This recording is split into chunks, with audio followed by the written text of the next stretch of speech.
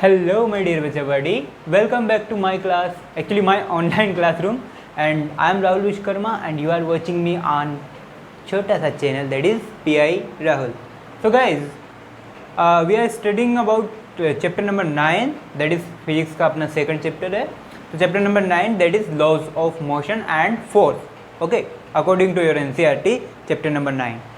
So in the first lecture of this chapter, we have studied about the first law of motion, and in this lecture, in that lectures actually, we have learned about inertia, okay, force, types of forces, Newton's first law and all that. ठीक है, अगर आपको नहीं पता तो मैं इस channel के आई बटन पर आप टच करोगे तो वहाँ पे आपको न्यूटन का फर्स्ट लॉ है, यानी इस लेक्चर का, इस चैप्टर का फर्स्ट लेक्चर आपको मिल जाएगा. तो आप चाहें जिन बच्चों ने नहीं देखा है तो वो उस आई बटन पर टिक करके न्यूटन का फर्स्ट लॉ जाके पढ़ सकते हैं. ओके गाइस, अब हम बात करने वाले हैं न्यूटन के सेकंड लॉ की. ठीक है, तो आप लोगों को इसे पता तो होगा, बट फिर भी मैं आप बता देता हूँ. बट न्यूटन का सेकंड लॉ पढ़ने जाएं उससे पहले हमें एक टर्म पढ़नी पड़ेगी, that is momentum. What is this? That is momentum. अब what is this momentum? Momentum is amount of motion of any object that, and it is given by product of mass and velocity of that object. Actually this is t. Okay, that object means actually में momentum is that is a kind of that listen, whenever you playing table tennis, okay, जब आप table tennis खेलते हो, जब table tennis की ball किसी player को hit करती है, जब मान लो आप टेबल टेनिस खेल रहे हो और आप जो टेबल टेनिस की बॉल है वो आपको सर्विस देते वक्त आपने सामने वाला जो प्लेयर है उसके ऊपर हिट की. ठीक है, अब जब वो हिट करेगा तो क्या सामने वाले प्लेयर को चोट लगेगी? Please think about it. क्या सामने वाले प्लेयर को चोट लगेगी? नहीं लगेगी. क्यों? क्योंकि उस बॉल का जो मास है वो मास बहुत कम है. उस बॉल का जो मास है वो बहुत कम है. सिमिलरली अगर उसकी जगह आप बिल्कुल कॉक की बॉल लेकर आओ या कोई भी भारी बॉल लेकर आओ, मेटल की बॉल लेके आओ. अब मेटल की बॉल से टेबल टेनिस खेलो. जब मेटल की बॉल सामने वाले प्लेयर को हिट करेगी तो क्या उसे हर्ट होगा? एग्जैक्टली उसको हर्ट होगा, उसे लगेगी. क्यों? क्योंकि मेटल की बॉल का मास प्लास्टिक की बॉल की मास से काफ़ी ज़्यादा है. यानी कि जिसका मास ज़्यादा उसका अमाउंट ऑफ मोशन भी ज़्यादा, that is amount of motion भी ज़्यादा. और जिसका अमाउंट ऑफ मोशन ज़्यादा वो ज़्यादा ज़ोर से हिट करेगी. हिट प्लास्टिक की बॉल भी कर रही थी, बट वो प्लास्टिक की बॉल का मास कम होने की वजह से उसे इतना दर्द, इतना पेन फील नहीं हुआ. सिमिलरली सुनना, लिसन, आपके रोड साइड पे एक ट्रक खड़ा हुआ है. ओके, ट्रक अभी रेस्ट में है. अब आप क्या करो, चलते चलते गए एंड जाके उसके भिड़ गए, ट्रक के जाके आप टकरा गए. ठीक है, अभी ट्रक खड़ा हुआ है रेस्ट में चुपचाप से. अब खड़े हुए ट्रक के आप जाके भिड़ गए. हो सकता है आपने अब सर हमने कोई सस्ता नशा थोड़ी कर रखा है जो हम चलते खड़े हुए ट्रक के भिड़ जाएंगे. बट सपोज फिर भी आपने ट्रक के भिड़ गए, क्या होगा? आपको चोट लगेगी, बट कम चोट लगेगी. ठीक है, जब ट्रक खड़ा हुआ है, जब ट्रक बिल्कुल रेस्ट में है तो उसकी वेलोसिटी क्या है? 0, कोई वेलोसिटी नहीं. इसका मतलब अब जब उस रेस्ट वाले ट्रक के जब आप हिट करोगे, listen listen listen, think about it. Okay guys, that is the truck. Okay, that is your truck. ये इसके पहिए हैं. ओके सर, इसी तरीके होता है ना ट्रक. सर हम कौन सा ट्रक वाले हैं? ओके, ट्रक अभी रेस्ट में है. रेस्ट में है मतलब इसकी वेलोसिटी कितनी है? 0. अभी चैप्टर नंबर 8 में पढ़ के आए हो आप, रेस्ट में तो वेलोसिटी कितनी? 0. अब यहाँ से मेरा एक स्टूडेंट आता है. ओके, स्टूडेंट आया और इस ट्रक के भिड़ गया. इस ट्रक के भिड़ गया, बताओ क्या होगा? क्या इसको हर्ट होगा? होगा तो बिल्कुल कम होगा या ना के बराबर हर्ट होगा. ठीक है, अब now in the second case the truck is moving with the velocity. Okay, मान लो धीरे धीरे ही ट्रक ने चलना स्टार्ट किया है, ज़्यादा की स्पीड नहीं है, 20-30 की स्पीड है. ओके, 20-30 की स्पीड है, ट्रक चल रहा है. Again this student also again again वापस से यही स्टूडेंट उस ट्रक की विड्थ है। अब क्या होगा सर, राम नाम सत्य होगा ठीक है, तो क्या होगा, ये जब इसकी भिड़ेगा तो ज़्यादा हर्ट होगी। क्यों? देखो पहले भी मास मान लो, इस ट्रक का मास कितना 1 टन। ओके, इस ट्रक का मास पहले कितना था 1 टन। ठीक है, जब चलने लगा तब भी मास कितना हो गया 1 टन। मास में कोई थोड़ी चेंज आया। लेकिन पहले वेलोसिटी इसकी कितनी थी 0, और अब वेलोसिटी इसकी कितनी है 20 की स्पीड से चल रहा है। तो अब इसकी कुछ वेलोसिटी है। अब वेलोसिटी है तो उसका मोमेंटम भी होगा। तो दैट मीन्स जब वेलोसिटी 0 थी तो कोई मोमेंटम नहीं था, तो हर्ट कम हुआ। जब वेलोसिटी कुछ थी, वेलोसिटी 20 हो गई या कुछ हो गई, तो वह मोमेंटम इसका बढ़ गया, और मोमेंटम बढ़ने के साथ अमाउंट ऑफ मोशन भी बढ़ गया, इसकी वजह से इसको हर्ट हुआ। आई बात समझ में? ये होती है अमाउंट ऑफ मोशन या मोमेंटम। तो न्यूटन ने सेकेंड लॉ जब इंट्रोड्यूस किया तो साथ ही उसने एक टर्म और इंट्रोड्यूस की, दैट इज मोमेंटम। तो what is the momentum? Momentum is basically amount of motion which is given by product of mass and velocity, which is given by product of mass and velocity. Momentum is equal to mass into velocity, and this is the formula. Okay. Mass is scalar or vector? Mass is scalar or vector? Scalar. Although आप इस direction में जाओगे तो भी scalar, इसके opposite direction में जाओगे तो भी मास वही रहेगा, मास में कोई चेंज नहीं है। But when we talk about the velocity, then what you say? Velocity is scalar और vector? Velocity is a vector quantity which depend upon direction. I mentioned you in this in the chapter number 8. Okay, chapter number 8 में जब मैंने speed and velocity पढ़ाया है तब मैंने वहाँ पे आपको बताया था कि वेलोसिटी एक वेक्टर क्वांटिटी है और डायरेक्शन पे डिपेंड करेगी। ठीक है, okay. If velocity is a vector quantity then how I can write this? अगर वेलोसिटी वेक्टर क्वांटिटी है तो उसके साथ में मोमेंटम भी क्या होगा? Vector quantity. तो first point is momentum is a vector quantity. a vector लिख देता हूँ, काफ़ी है, चलो लिख देता हूँ वेक्टर क्वांटिटी। ओके, मोमेंटम क्या है? एक वेक्टर क्वांटिटी है। ओके गाइज, अच्छा यूनिट की बात करें तो मोमेंटम की यूनिट की बात करते हैं। मोमेंटम के लिए यूनिट निकालेंगे। मास की यूनिट कितनी? किलोग्राम। ओके, वेलोसिटी की यूनिट कितनी? मीटर पर सेकंड। ओके, सो मोमेंटम की यूनिट क्या हो गई? किलोग्राम मीटर पर second. That is the unit of momentum in which MKS system में। किसमें? एमकेएस सिस्टम में यूनिट क्या होगी? किलोग्राम मीटर पर सेकंड। अपोजिटली अगर मैं बात करूं सीजीएस सिस्टम की, सो व्हाट यू से? ओ सॉरी यू गाइस, कैमरा हिल गया। ओके, अगर मैं सीजीएस सिस्टम की बात करूँ तो कोई बात नहीं, मास को सीजीएस में सीजीएस में मास की यूनिट क्या होती है? ग्राम। Okay, gram. वेलोसिटी की यूनिट क्या होती है सीजीएस में? सेंटीमीटर पर second. So that is centimetre पर second in which in CGS, the rest in peace. These are the momentum. तो मोमेंटम क्लियर हुआ? What is the momentum? Momentum is amount of motion of any object and it is given by product of mass and velocity. आपको कोई खास बात ध्यान नहीं रखनी है, सिर्फ बचाओ आपको इतना ध्यान रखना है कि मोमेंटम का फॉर्मूला क्या होता है? Mass into velocity, nothing else. Second thing, momentum is a vector quantity. Momentum एक वेक्टर क्वांटिटी है। अगर आप मोमेंटम को इस डायरेक्शन में प्लस ले रहे हो तो अपोजिट में आपको क्या लेना पड़ेगा? माइनस। कोई दिक्कत नहीं है। मोमेंटम की यूनिट किलोग्राम मीटर पर second. Rest in peace, nothing else. 2-3 बातें आपको ध्यान नहीं है। मोमेंटम का formula, momentum is a vector quantity and unit of momentum. खत्म? Okay, now I am talking about the statement of Newton second law. Newton के second law में Newton ने एक स्टेटमेंट दिया। क्या दिया सर, हमें बताओ जरा। तो न्यूटन ने क्या कहा बच्चों? That is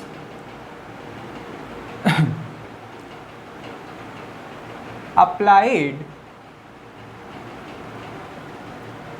force on any object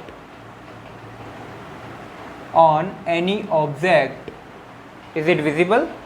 Yeah, applied force on any object is equal to rate of change in momentum. Rate of change in momentum. This is the correct and explained statement of Newton second law. तो आपको जब Newton second law search करोगे तो कई teachers आपको ऐसा भी बताते हैं कि moment F is equal to M A, this is the second law. No, F is equal to M A is not a second law of Newton, okay, although it's a special case of Newton second law. ठीक है, अगर आप मेरी 11th की playlist में जाओगे, ठीक है, 11th में भी मैंने यही टॉपिक चलाया हुआ है, तो अगर 11th में आप जाके देखोगे तो वहाँ पे आपको करेक्ट एक्सप्लेनेशन मिल जाएगा इस चीज़ का। बट फिलहाल आप इतना तो समझ लीजिए कि न्यूटन का सेकंड लॉ का स्टेटमेंट क्या है कि applied force on any object is equal to the rate of change in momentum. अच्छा, रेट ऑफ चेंज किसके रेस्पेक्ट में? जब भी रेट ऑफ चेंज का नाम आता है तो किसके रेस्पेक्ट में बात करते हैं? टाइम के रेस्पेक्ट। किसके रेस्पेक्ट में बात करते हैं? टाइम के रेस्पेक्ट में। ये तो हुआ स्टेटमेंट। अगर मैथमेटिकली बात करें तो, अगर मैथमेटिकली बात करें सर, क्या बात करेंगे आप? हमें वैसे ही खतरनाक लग रहा है ये टॉपिक। खतरनाक नहीं है बच्चों, इंटरेस्टिंग है। कैसे?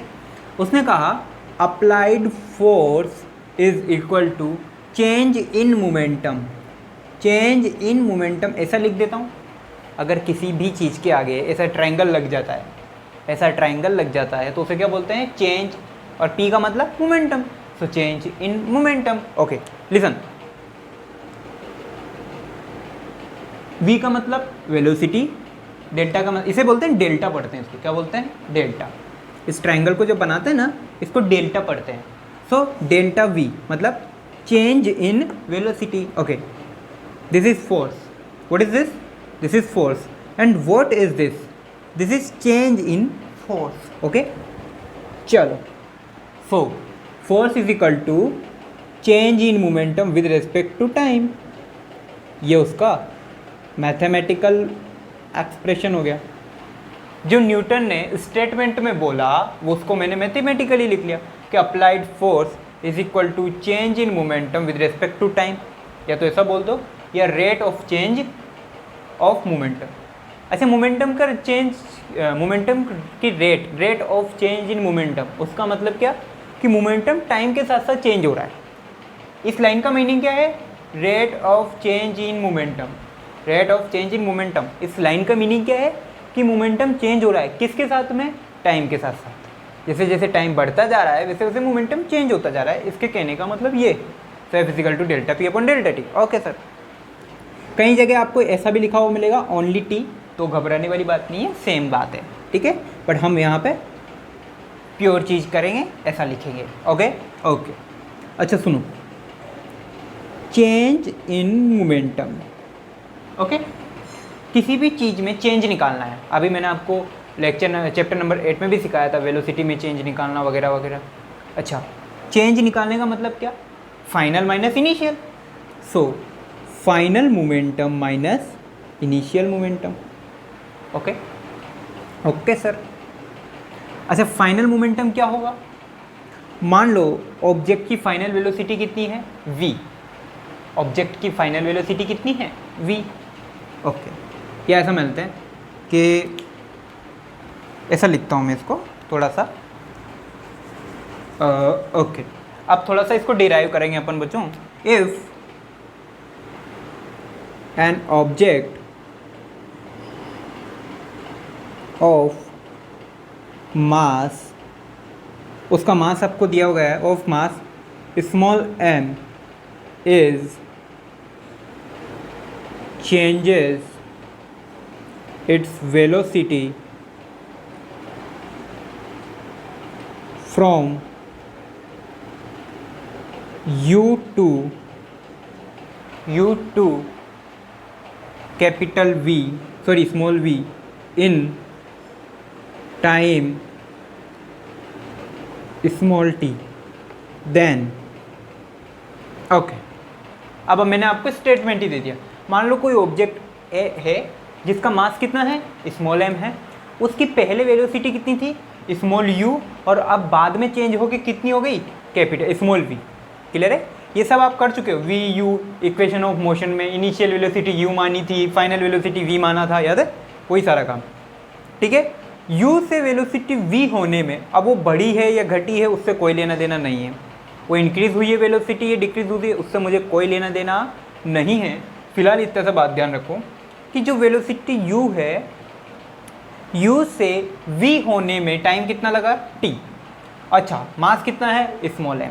तो बच्चों अगर मुझे निकालना है चेंज, ओके ओके ओके, अब now I have to find that change in momentum. Okay, change in momentum. तो change in momentum is given by final momentum minus initial momentum. Okay, final momentum minus initial momentum. Final momentum is equal to mass into velocity. Okay, final momentum mass into final velocity, initial momentum mass into initial velocity. So final momentum is equal to mass into final velocity. Final velocity कितनी है, v, minus initial momentum निकालते हैं। Initial momentum is equal to mass into initial velocity. So mass into initial velocity, mv minus mu। Okay, so delta p की जगह आप क्या रख सकते हो, mv माइनस mu रख दो। जगह दिख रही है क्या यार? क्लियर जगह है सर, ऐसे क्या बात कर रहे हो आप। f is equal to delta p upon delta t। Time कितना लगा, t। डेल्टा p की जगह क्या रख सकते हो, mv minus mu। mv minus mu, m देखो दोनों में कॉमन आ रहा है तो मैं कॉमन ले लेता हूँ। m यहाँ क्या बच गया, v माइनस u अपॉन में टाइम। ओके ओके सर, अब listen carefully, what is v minus u? Think equation number first equation of motion क्या थी? अच्छा बच्चों, यहाँ तक आप कॉपी कीजिए, मैं ये मोमेंटम वाला पोर्शन मिटाने वाला हूँ, ये पूरा मोमेंटम वाला पोर्शन मिटाने वाला हूँ, ठीक है। तो ये यहाँ तक आप कॉपी कीजिए, दिस एंड दिस, पहले ये कॉपी करेंगे फिर ये कॉपी करेंगे, ठीक है। कीजिए, आप वीडियो पॉज करके कर सकते हैं। ओके, हो गया। नाउ अब मैं क्या करने वाला हूँ बच्चों, अब मुझे एक बात बताओ, फर्स्ट इक्वेशन ऑफ मोशन, या ऐसा बता दो एक्सेलरेशन की definition. What is definition of acceleration? Acceleration की डेफिनेशन क्या थी, या ऐसा लिखें, फर्स्ट इक्वेशन ऑफ मोशन क्या थी, बोलो भैया। v is equal to u plus a into t, that's it. Okay sir, यहाँ से एक्सेलरेशन निकालो, तो एक्सेलरेशन की वैल्यू निकालो। v ये u है, इसको इधर लेके गया, v माइनस यू, और इस t को नीचे डिवाइड कर देंगे। ऐसा भी तो लिखा था ना, ये इक्वेशन, यहाँ से एक्सेलरेशन की वैल्यू निकालनी तो मैं ऐसा कर सकता हूँ, सिर्फ ट्रांसफ़र किया है। देखो ये प्लस का u था, इधर जाके माइनस का u बना दिया, यहाँ क्या बचा, a इंटू टी। मुझे प्योर एक्सेलरेशन चाहिए तो मैंने मल्टीप्लाई t को डिवाइड में भेज दिया, तो दिस वे, ठीक है। सिंपल ट्रांसफर है, कोई लोचा वाली बात नहीं। v minus u upon t, इसको क्या लिख सकता हूँ, एक्सेलरेशन। सो इस पूरी टर्म को क्या लिख सकता हूँ, v minus u upon T, इसकी जगह क्या लिख सकता हूँ, एक्सेलरेशन लिख सकता हूँ। सो फाइनली मुझे क्या मिल जाएगा, f is equal to m into, देखो इसको लिख रहा हूँ मैं, v minus u upon t, इसको थोड़ा सेपरेट कर लिया, इस t को थोड़ा सा सेपरेट करके ऐसा लिख सकता हूँ। Okay, this will become a, तो फाइनली क्या मिल जाएगा, mass into a, that's it. तो फाइनली फोर्स का फॉर्मूला यहाँ से क्या डिराइव हुआ, mass into acceleration. Okay, mass into acceleration. ये फॉर्मूला हमने डिराइव किया, ये न्यूटन ने नहीं दिया, ये हमने डिराइव किया। न्यूटन ने तो सिर्फ एक स्टेटमेंट दिया था। क्लियर है? अब जरा इसकी यूनिट की बात करते हैं। अच्छा, again acceleration is a scalar और वेक्टर? Of course vector. तो फोर्स क्या है? एक वेक्टर क्वांटिटी है। वापस से बात करेंगे, force is a vector quantity.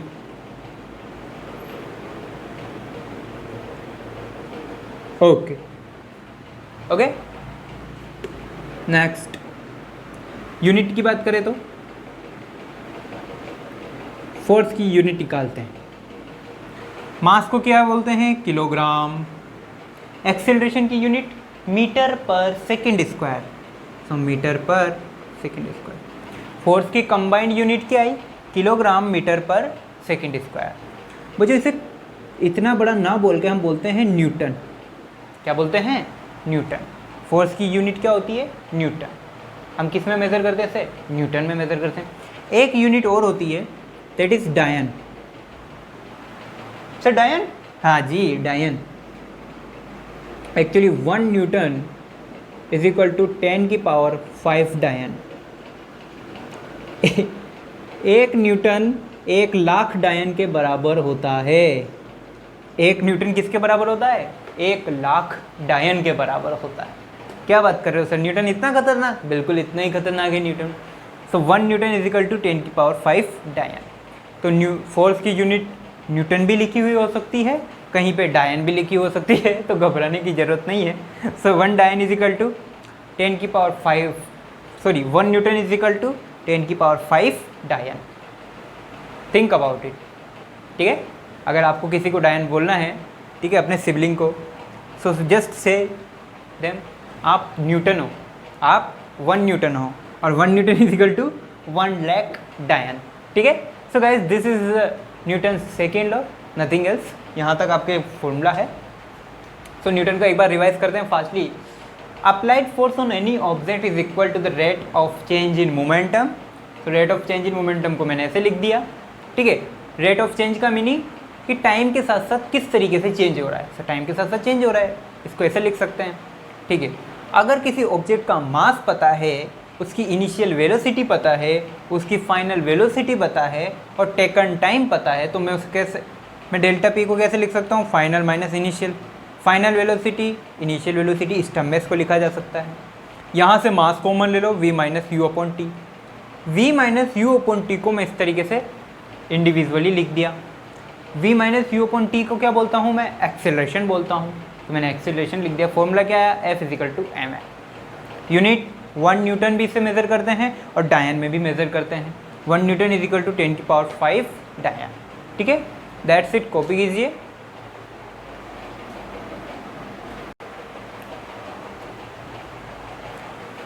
Okay guys, सो हमने न्यूटन का सेकेंड लॉ पढ़ लिया है। अब इसकी एप्लीकेशन या इसको यूज़ करते हुए काफ़ी क्वेश्चंस आपके बनते हैं। ठीक है, तो आपके एनसीईआरटी में कुछ एग्जांपल्स दिए हुए हैं। मैं एग्जांपल्स आपको नहीं करवा रहा हूँ, आप एग्जांपल खुद से सोल्व करेंगे। एंड देन अगर किसी में प्रॉब्लम आती है, ठीक है, तो मैंने नीचे डिस्क्रिप्शन में टेलीग्राम ग्रुप का लिंक दिया हुआ है, आप चाहें तो वहाँ पर मुझसे पूछ सकते हैं, या चाहे तो किसी क्वेश्चंस में अगर प्रॉब्लम है तो कमेंट कर सकते हैं। ठीक है, तब तक के लिए आज के लिए यहीं डिसमिस करते हैं। तब तक के लिए पढ़ते रहिए, पढ़ाते रहिए। और हाँ, नेक्स्ट लेक्चर हम पकड़ेंगे न्यूटन्स थर्ड लॉ। ओके, वो जो मोमेंटम पढ़ लेना, ध्यान से समझ लेना, नहीं समझ में आया तो पूछ सकते हो आप।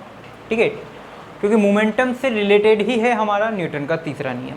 ठीक है, तो हम न्यूटन के तीसरे नियम को नेक्स्ट लेक्चर में पढ़ेंगे। तब तक के लिए bye bye and all the best.